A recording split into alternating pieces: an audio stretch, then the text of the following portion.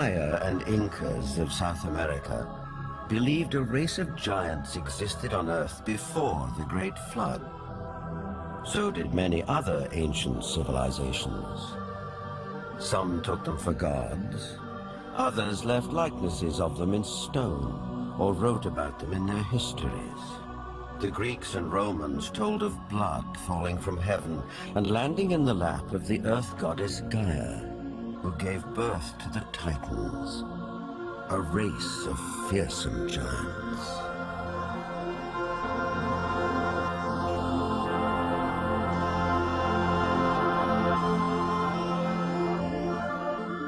Perhaps the most famous of all was Goliath the Philistine, one of 5 giant brothers. Vandal Jones is an archaeologist with a style of his own. He spent a lifetime tracking down Goliath and the Ark of the Covenant, with which the Jewish holy book of the Midrash tells us the giant made off. Goliath crashed his way through the Israeli soldiers, ran over and scooped the ark up on his shoulders, slew Pinchas and Hophni, and took the ark back to the camp of the Philistines. It was in this field, 15 miles southwest of present-day Jerusalem, that legend says Goliath was finally slain. Not by a giant warrior like himself, but by a puny boy, David, who, as this 9th century BC tablet indicates, would later become king of the Israelites. David reached into his script. He pulled out this black thing with long leather straps, and he put it on his arm and wrapped it like this, and said, "You have come against me with a buckler and the armor and a shield and a sword, and I'm coming against you in the name of the Lord God of Israel." Then he reached in and pulled out another set of leather straps, but this one had a stone in it.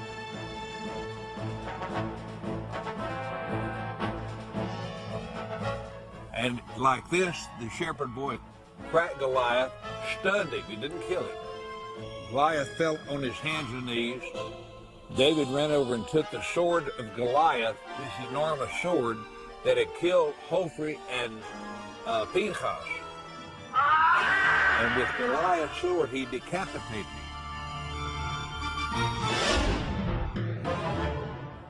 Just 2 miles from where the famous fight took place stands an 80-foot overgrown mound. This is believed to be Goliath's final resting place, though no one knows for sure because it's never been excavated.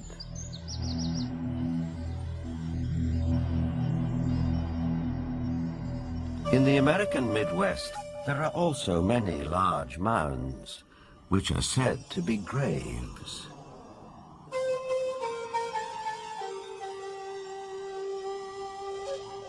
An author who has sold over 15 million books and written extensively on giants is Brad Steiger. Mass graves of giants were opened. Some of the men 8 feet tall, some of the women 7 feet tall, some records of men 10 feet tall, and extremely large skulls. And extraordinarily, some of these skulls had horns, some had extra rows of teeth, some had other what we would call anomalies, but they were extraordinarily large skulls and extraordinarily large people. A maverick archaeologist who has long been fascinated by legends of American giants is David Hatcher Childress. A number of mounds in the Midwest in America were excavated starting around 1850. And in many cases, they would find skeletons of people who were in excess of 7 feet tall. And in many cases, they had double rows of teeth, as well as, in some cases, 6 fingers on each hand and 6 toes on each foot. The one that was found in Bridal Veil Falls, California by a group of miners, first they found this wall with very intricate hieroglyphics. They assumed that they were finding gold behind the wall. They broke it down and they found this woman holding a child covered with fur and a strange kind of dust.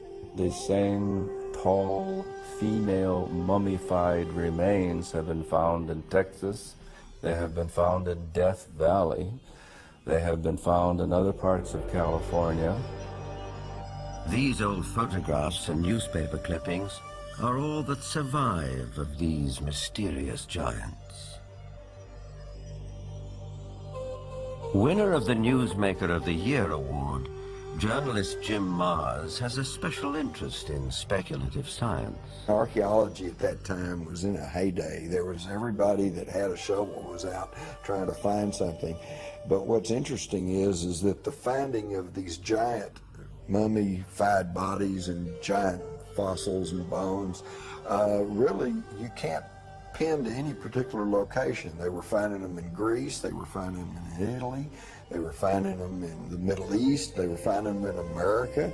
And even if you write off a few of those as perhaps a hoax or a misinterpretation of something else, you're still left with a tremendous amount of evidence to show that there were these giant beings at some point walking the earth.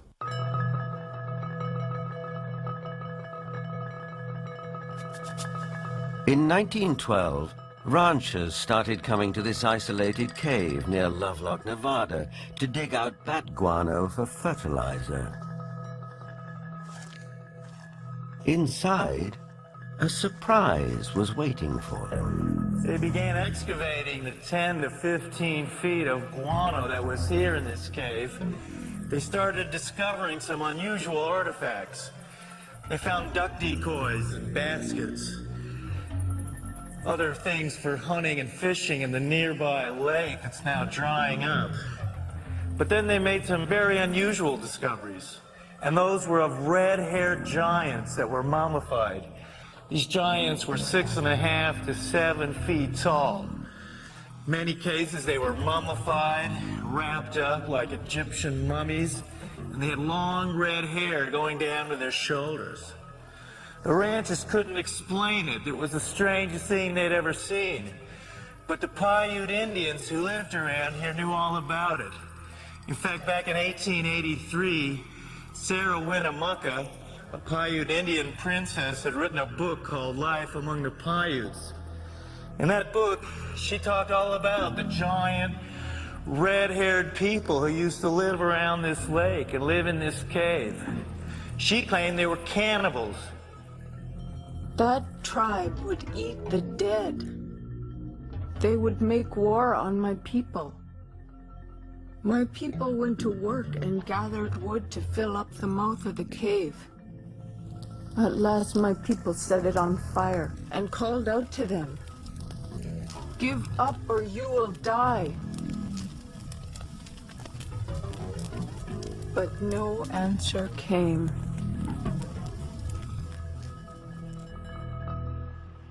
Now, one of the great mysteries of the West is what happened to these giants? There was nearly 60 skeletons brought out of this cave, but today they're nowhere to be found. Is it that there is some kind of archaeological cover-up that has occurred here? Something that concerns giants?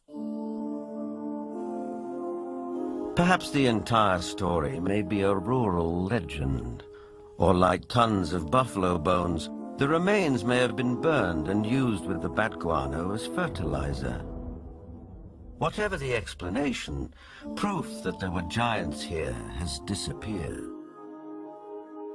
Yet at the same time, tantalizing clues to their existence can be found all over the world.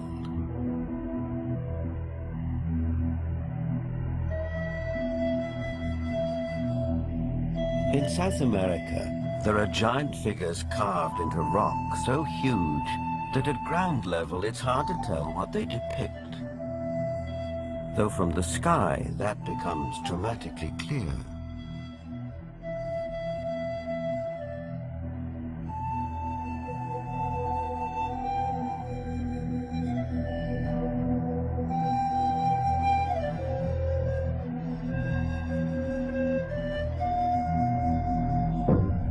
This one in Chile, known as Cerro Unitas, at over 300 feet high, is believed to be the largest representation of a human-like figure in the world. Who carved it and why remains a mystery.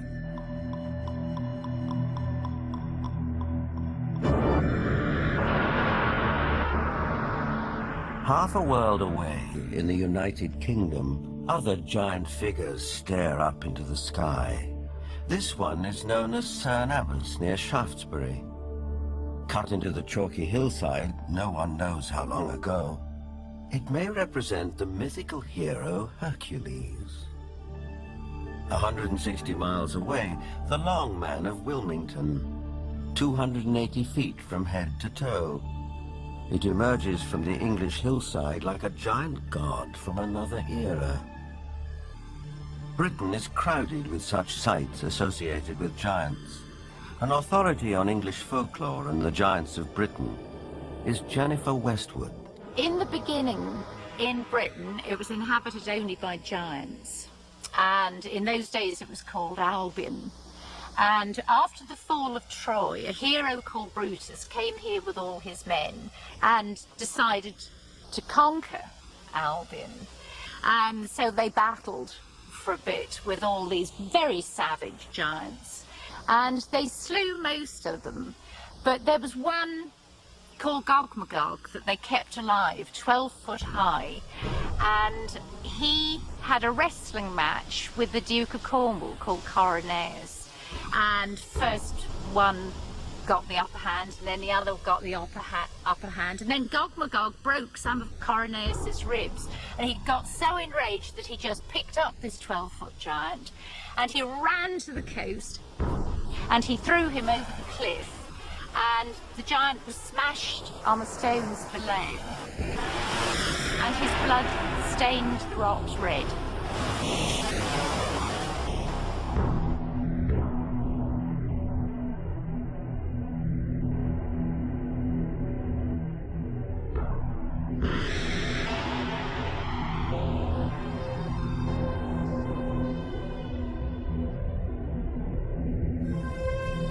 Giants also figure in the mythology of Stonehenge, arguably the most famous megalithic structure in the world.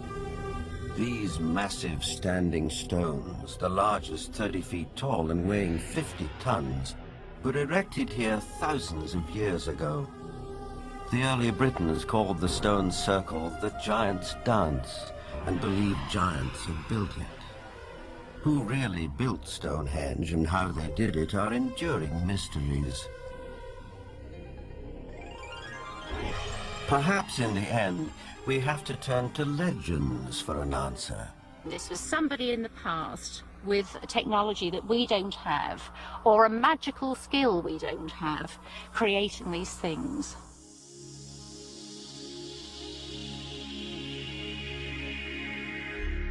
The spiral-shaped Gilgal Rephaim is situated in the Golan Heights, 50 miles from Damascus.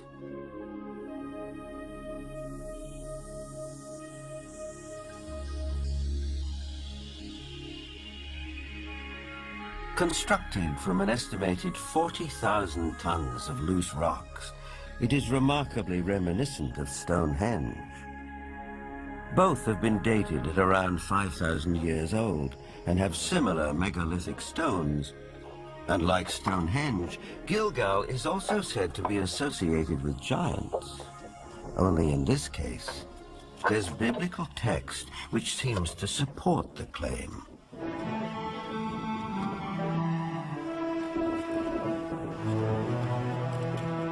Israeli archaeologist Daniel Herman is investigating the newly opened grave. This is a tomb of someone, obviously a very powerful man. Look at the size of the stone slabs used.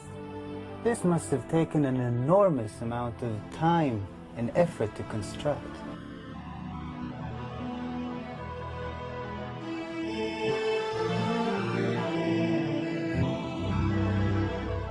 When the Israelites came here and wrote their Bible, it was already here. They saw it. So They have documented the identification of the site by saying that this region was ruled by Og, king of the Bashan. Og is described in the Book of Deuteronomy as, and I quote, "For only Og, king of Bashan, remained of the remnant of the Rephaim." Rephaim is Hebrew word for giants.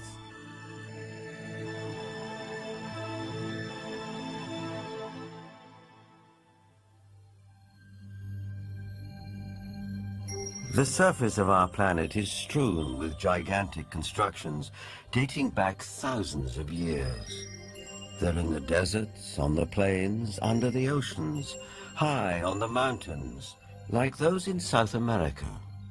I think the world looked like the cities we see in Machu Picchu, Tiwanaku, Sacsayhuaman.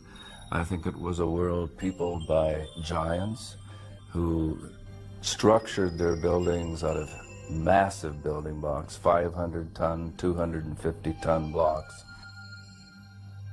Massive ruins, the scale of which stagger the imagination, are found throughout Central and South America.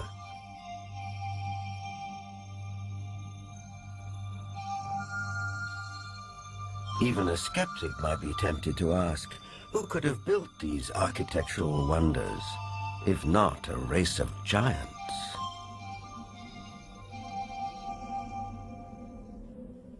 People of the Mediterranean island of Malta have an ancient belief that their island was known as the last stronghold of the giants of Europe.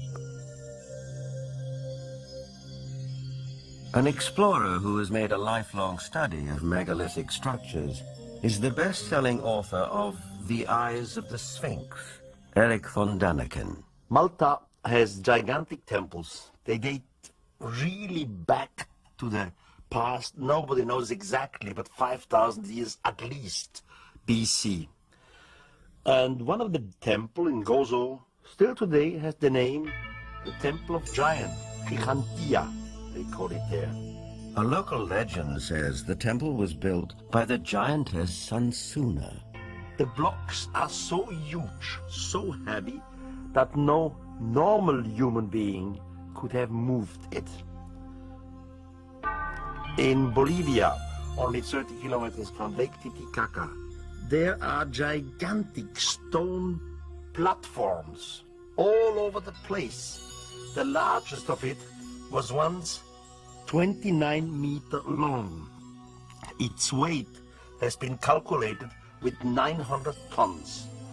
Now, this is on a place where we are 4,100 meters high in the Andes, which means there are no trees, no wood, nothing. It is not possible to transport a 900-ton platform without any wooden rollers. Even with wooden rollers, it would be extremely complicated. So these facts are here. You can see them, touch them, photograph them, but there is no explanation for it. For sure, the pre-Inca Indians, the Aymara, were not able to move it. So what is it? What's the result? We don't know. On many places on Earth, we find structures which could be related or to ETs, to a technology which we do not understand, or to giants. ETs, giants, a secret technology. Believers take it in their stride. Here's the best-selling author of Architects of the Underworld, Bruce Rux. The architects are that race or those races who built all the megaliths in the old world, the pyramids, Stonehenge. They are the people who walked before us, the ones who inhabited this world before we did. We have called them gods. We've sometimes called them giants. They left their handiwork behind, and we have not been able to duplicate it. We've only reached the point now where we can really appreciate it. In Lebanon, 44 miles from Beirut, are the imposing ruins of Baalbek. There is mention of this place in the Old Testament's Book of Kings.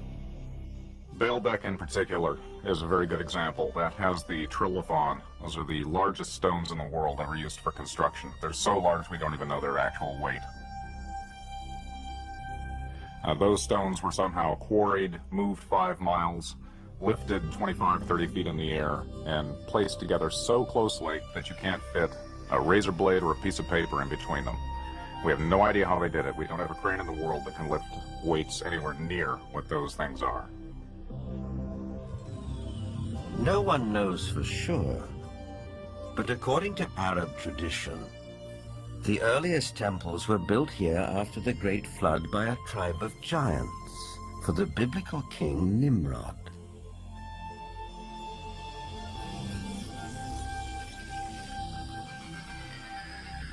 But what exactly do we mean by the word giant? Bloodthirsty monsters like the one-eyed Cyclops of Homer's Odyssey? Or the fee-fi-fo-fum ogres of children's fairy tales? Or could it also include peaceable giants, living as you and I do, walking the streets of our cities in the full light of day?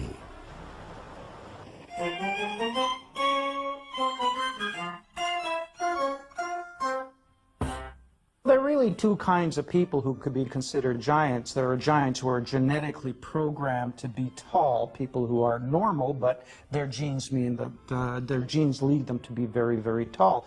And then there are people who suffer from some kind of a disorder, the most common of which, or at least the most well-known of which, is acromegaly, which is a disease in which there is too much growth hormone produced. And acromegaly has a lot of effects on the body. It not only leads to excessively tall people, but it also leads to potential problems with the skeleton and potential problems with some of the organs inside.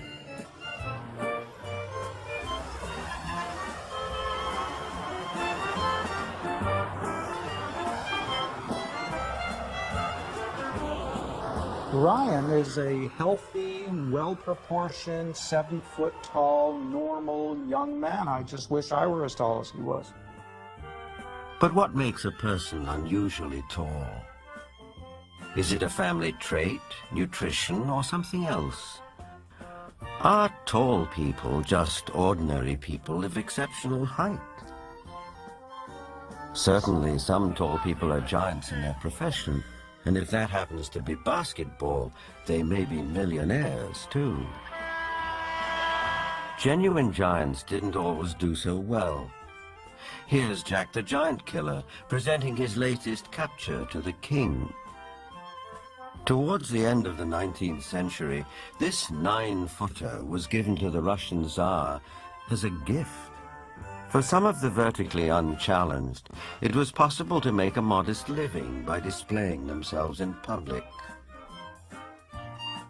From there, it wasn't very far to the Carnival Freak Show, which wasn't complete without one or more giants.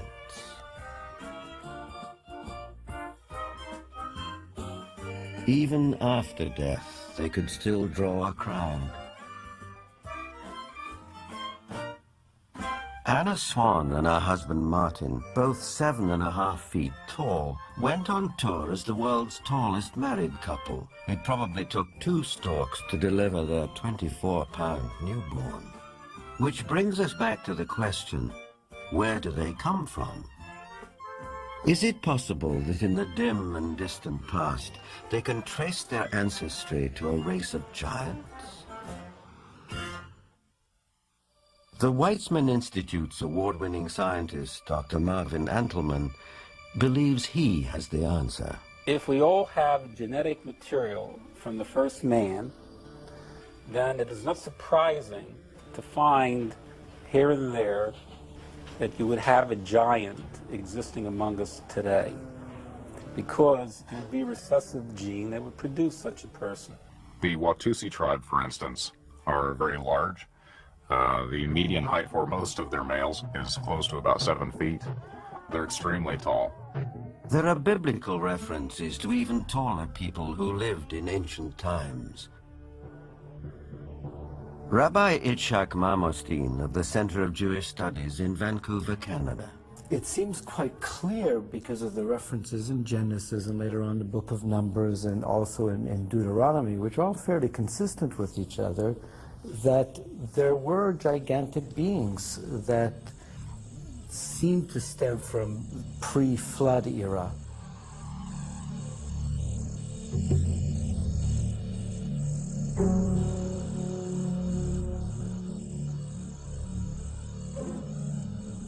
Is it possible that environmental conditions of past ages favored the development of giants? Certainly we know from fossil evidence that some species, like dinosaurs, grew many times larger than they do today. A supporter of this thought-provoking and controversial theory is Dr. Carl Bohr. Optimal genetic expression means the best that the organism has within the DNA is expressed because of favorable atmospheric conditions.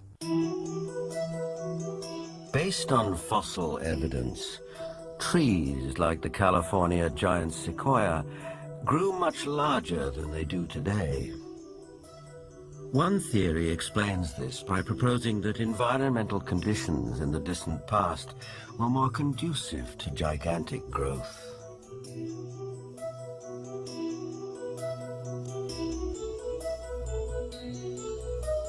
Under these described conditions, plants and animals would live longer, be much larger, and that's precisely what we find in the geologic column in the fossil record. Plants were much larger. All living systems were larger. We have animals that today have an 8 or 9 foot stature with a 16 to 20 foot stature. We have insects such as the dragonfly. Today, the dragonfly has perhaps a 4-inch wingspan. In the fossil record, his counterpart, Meganeuropsis, had up to a 5-foot wingspan. Everything was larger in the past. I'm of the opinion that under better atmospheric conditions, people were living not only longer, but they were taller, much taller. Giants and dinosaurs could not exist today as they did in the past because the atmospheric conditions simply will not permit it. We had a greater ozone layer at the time prior to the flood. At the time of the flood, it was diminished to about 1/7 of what it was at that time, and therefore, life on this earth as we know it no longer has the same life expectancy as it did at the time of the flood. A thinning of the ozone layer means less protection from the ionizing radiation from space, and less protection for plants and animals. Being interested in Earth's original conditions, after 35 years of research on those parameters, I've attempted to reconstruct that context. And in so doing, I've had our engineers build a biosphere that doubles the atmospheric pressure, that increases the electromagnetic energy, that increases the ratio of oxygen, but not to the level of toxicity, that eliminates ultraviolet radiation, etc. And the experiments that we've run have been very gratifying.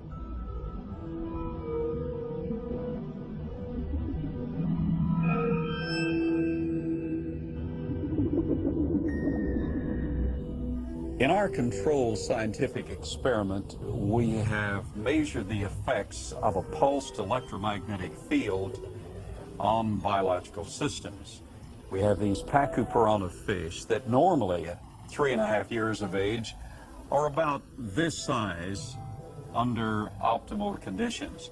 Yet we have them now in excess of 20 inches, weighing just under 5 pounds each.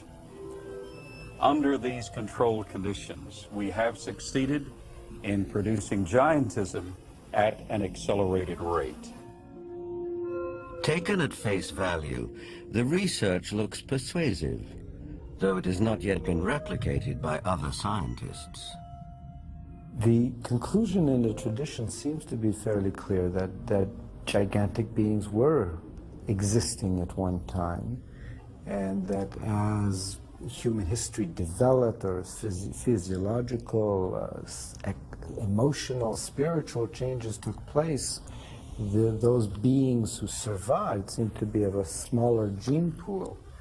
But the possibility that there were other strands of humanity, as it were, seems to be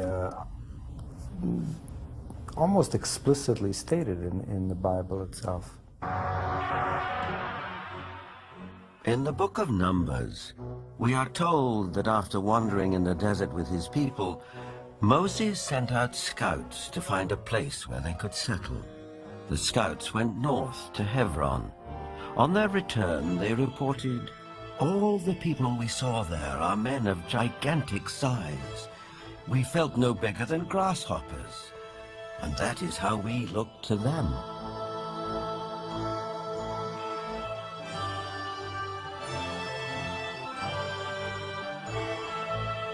The tribes continued northeast to Mount Seir, known today as Petra in Jordan. But that too, as mentioned in the Bible, had been settled by giants. Wherever they looked, it seemed they found the remnants of giants.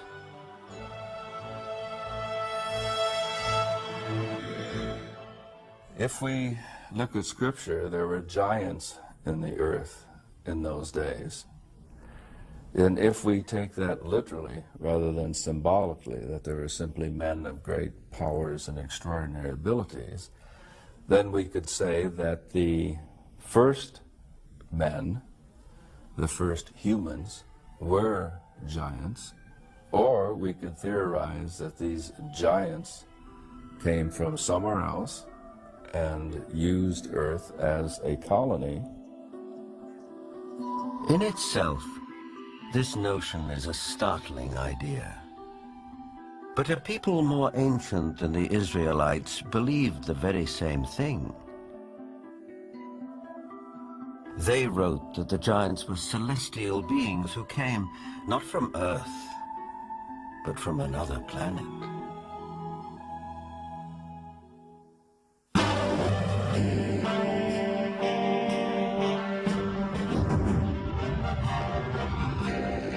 This is the battleground of the Gulf War. We know it as Iraq. In the distant past, several great civilizations sprang up here. One of them, Babylon, was legendary for its wealth and splendor.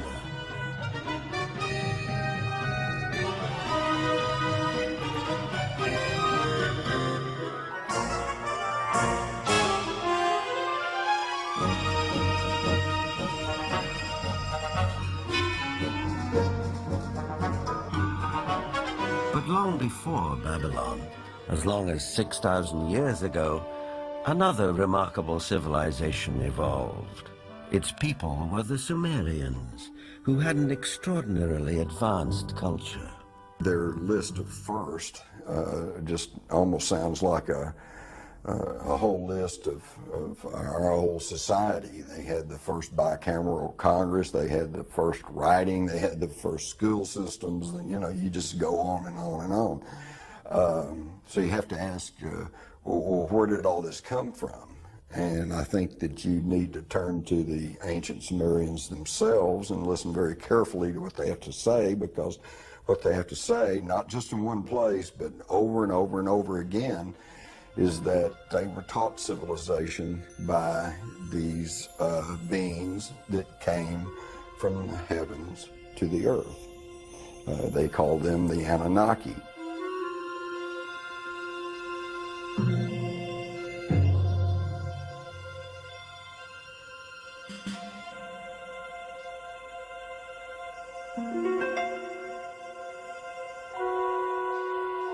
The Sumerians wrote down their history on clay tablets like these, which lay ignored in a Berlin museum for half a century. Few people have been able to decipher this ancient language, but one of them is Zechariah Sitchin. The writings And the pictorial evidence left behind by the Sumerians going back 6,000 years speak and depict people who came from another planet called Nibiru, and many of the depictions show them much bigger, at least by a third, perhaps more than the average human being, so they were giants. This Sumerian cylinder seal from a Berlin museum is astonishing for several reasons. First, it depicts our solar system with the sun at the center and the planets arrayed around it, a fact not known to European science till around 300 years ago.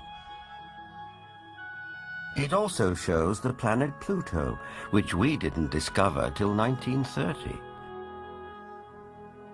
And amazingly, there's another planet, which the Sumerians called Nibiru, and believed that it was from where the Annunaki, or celestial giants, came from. If you look at the three figures depicted here, they all look more or less the same size. But if you bear in mind that this figure of the deity, that he is seated, and you add from the knee to the hip to his size, you will realize that he is about 10 feet tall, a giant, one of those who from heaven to earth came. Looking for signs of extraterrestrial life, astronomers have searched deeper and deeper into the universe. But all along, maybe they should have been looking closer to home. For it's in our own solar system that a mysterious object has recently been detected, near where the Sumerians placed their planet Nibiru, home of the Anunnaki. For the believers, this is convincing evidence that the celestial giants are real.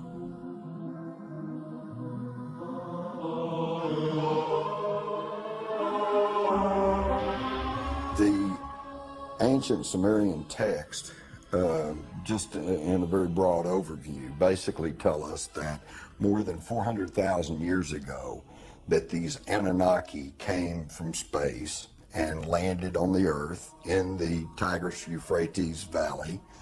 They began to set up a colony that they called Eden. According to Genesis, Eden, or Eden, is where Adam was created from dust and Eve from one of his ribs. Others, however, have a more high-tech version of how human life began. In time, needing manpower, needing workers, jumped the gun on evolution using genetic engineering. They took the sperm of one of the Anunnaki, mixed that with the ovum of a primitive humanoid, probably one of these primitives that we are now finding archaeological remains of in Africa, the famous Lucy. And they produced a hybrid which eventually became Cro-Magnon or modern man.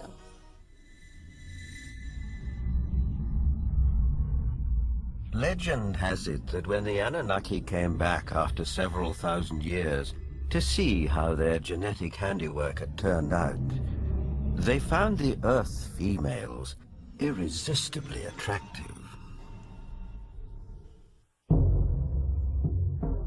It starts in the Bible. There you can read, in the beginning at Moses, when the sons of the gods saw that the daughter of man were beauty, they took them to wife. Later, out of the body's womb, giants came. So destructive were these titans that the Anunnaki who fathered them decided to destroy them. The apocryphal book of Baruch even tells us how many giants were wiped out. The book of Baruch says, "Then the Lord created the great flood, destroyed all life, which then was unearthed, including the 90,000 giants.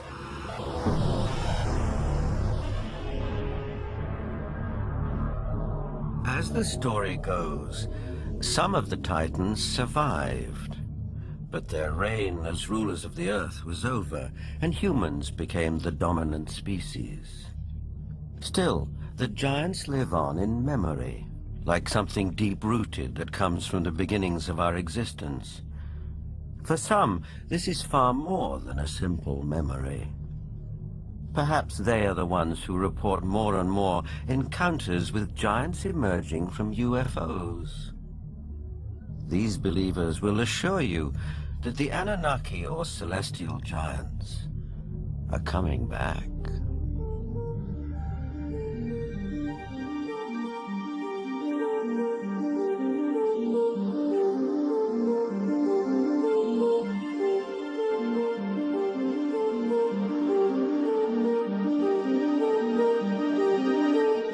The town of Yatzitz is 25 miles west of Jerusalem. On January the 3rd, 1996, Chief of Security Herzl Constantini was at home when he heard a strange noise outside. When I opened the door, I was paralyzed with fear. I saw a gigantic being around 5 feet wide and 11 feet high. I estimate its weight at about 2 tons. I called the police, and 2 officers came over to the house. They laughed at us and accused me of drinking. But when the trackers came and saw the prints, they stopped laughing.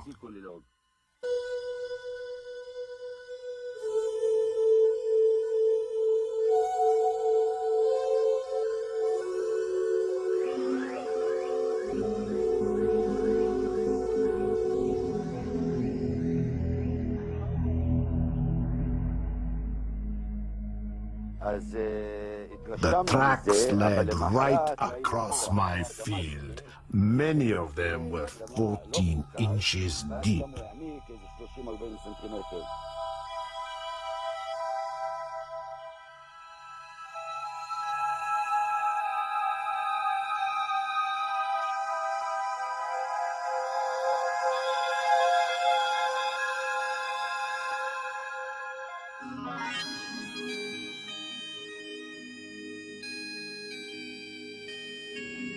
Over the past 10 years, reported sightings of UFOs with giant occupants have been on the increase.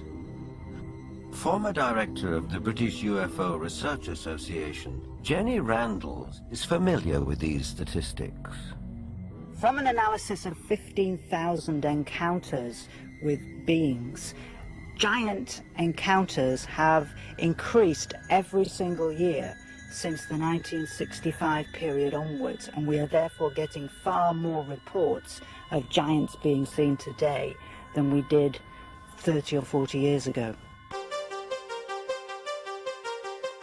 The apocryphal books of Enoch are believed by many to be over 5,000 years old.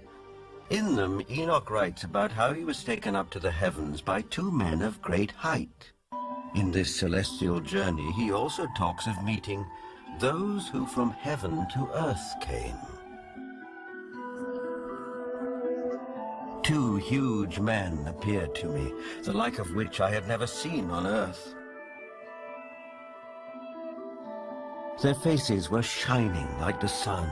Their eyes, too, were like a burning light. Then they took me up and carried me to the first heaven. And they fly with their wings and do the rounds of all the planets. They led before my face the elders, the rulers of the stellar orders. These groups carry out and carefully study the movements of the stars. Enoch is taken up to the sky at least 3 times. In our today's view, we would say he was taken up to a mother spaceship. There he has a discussion with what is called the highest, whatever the highest is. we would say maybe the commander of the spaceship. In other words, Enoch is what we would call a victim of alien abduction. This might seem like a far-fetched interpretation of a text written a very long time ago. On the other hand, present-day accounts by people who claim to be abductees are not so very different. The elders were 6 to 9 feet tall. They had white hair, pale skin, almost albino, light blue eyes, wore white robes, and had no shoes on at all. And they could speak audibly, and they could also speak through mental telepathy. I've checked the owner's manual that came with my brain, and nowhere, even in the small print, does it say that all dreaming will be between the hours of 11 p.m. and 8 a.m. That, generally speaking, it is. But what we know is the brain can generate extremely vivid images, extremely real and lifelike things that are hallucinations. But events in the Russian city of Voronezh can't be so easily explained. In this instance, there were at least 20 witnesses. Could they all have been dreaming the same dream in broad daylight?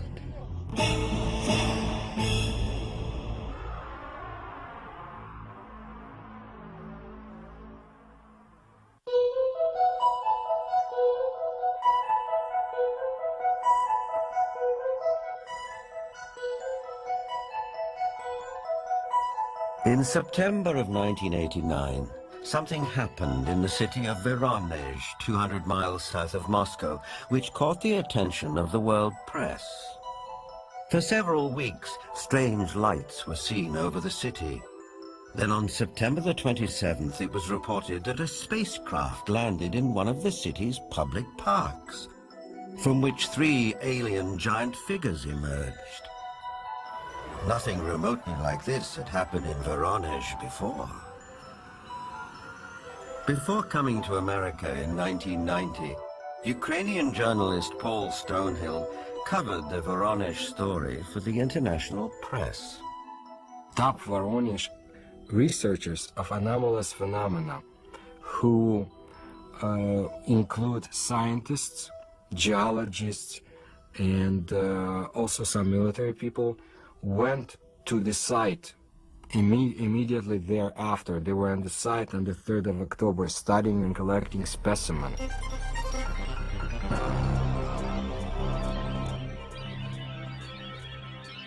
The encounter became a media sensation on national television and in the international press. Не было, ну уже хотя бы потому, что не было до сих пор в Воронеже событий, подобных тем, Drawings of the landings by children who were there capture the event vividly. It attracted the attention of the media around the world because it was effectively endorsed by TASS, the Soviet news agency, who up until that time had certainly not given any credence at all to this kind of story. They had the chance to talk to many eyewitnesses, adults as well as kids, policemen, school teachers, students, scientists who had witnessed similar or even differently shaped UFOs. The underlying theme was that giant-like beings exited from strange-looking craft, did some research throughout Voronezh, and were able to get back to their craft and fly away.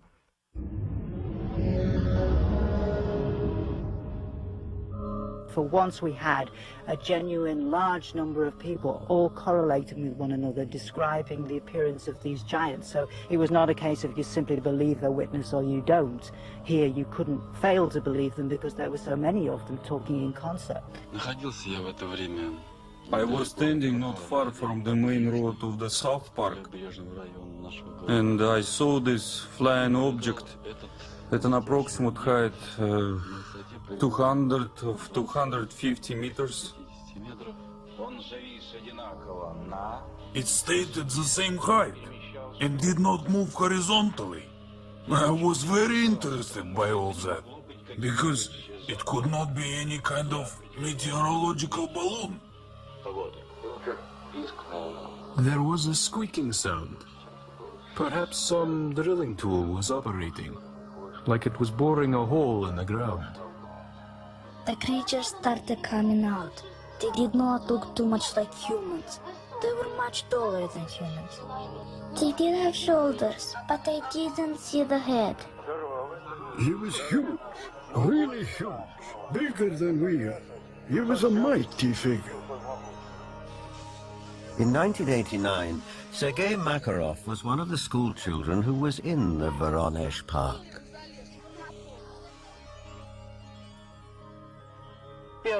I remember a crowd that gathered around the place. Everybody was scared. Everybody turned pale. I was absolutely flabbergasted. Denis Borzhenko was also one of the boys in the park on that day in September 1989. I saw some traces there, and also a strange man.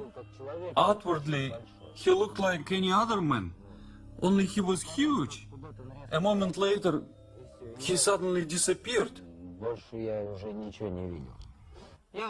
I had no doubt that the UFO and the giants existed, because I saw them. But sometimes when I look back, it seems sort of like a fairy tale.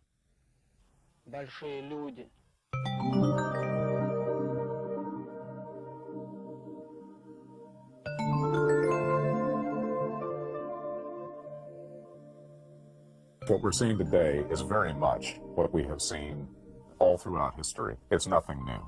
Anything going on with the UFO phenomenon today is something that has always been around, and you can find it in ancient mythology all over the world.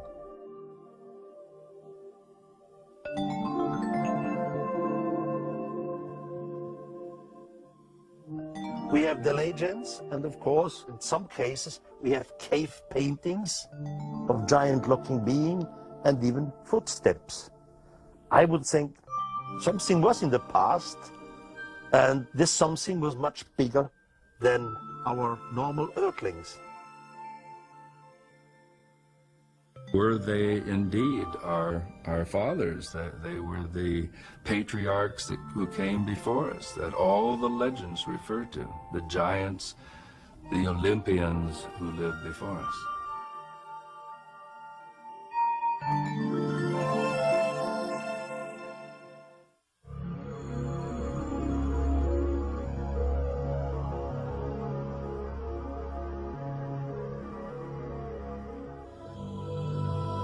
Whether fact or fantasy, giants have occupied our collective consciousness for as long as we can remember. But did a race of giants ever truly walk the earth? The ancient texts, as well as some of the evidence, suggest they did. And is it possible that recessive genes in the 7- and 8-footers that walk amongst us today could be connected to a former race of giants? Now, with reports like the giants of Voronezh, one wonders if perhaps the godlike giants of the Sumerians are coming back. But whether they are real, imagined, or allegorical, one thing is for sure. The mystery and the myth of giants will be with us for a long time to come.